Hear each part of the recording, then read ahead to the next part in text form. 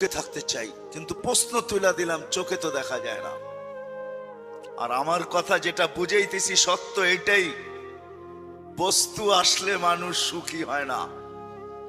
বস্তু আসলে যদি সুখী হইতো তাহলে দুনিয়ার সবচেয়ে বেশি যারা আত্মহত্যা করে এরা সেলিব্রিটি হয়। সেলিব্রিটি, দুনিয়ার সেলিব্রিটিরা সবচেয়ে বেশি আত্মহত্যার শিকার হয়। মানেন না? মানেন না?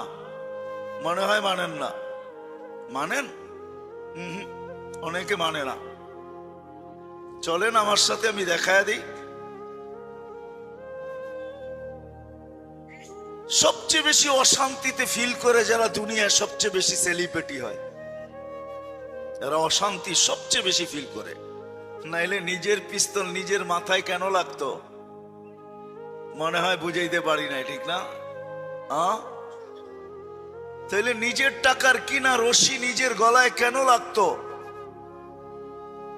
দেখাবো দুই চারজন। সত্য এটাই, সত্য এটাই। বস্তু দিয়া মানুষ সুখী হইতে পারে না, তাইলে তো ঐশী সবচেয়ে সুখী হইতো। ইতিহাস তাকায় দেখেন, প্রতি মাসে 1 লাখ টাকার একটা বান্ডেল, হাত খরচ, বিলাসবহুল ফ্ল্যাট আর পার্সোনাল গাড়ি, এক বাপের এক মেয়ে, ও সবচেয়ে সুখী হইতো।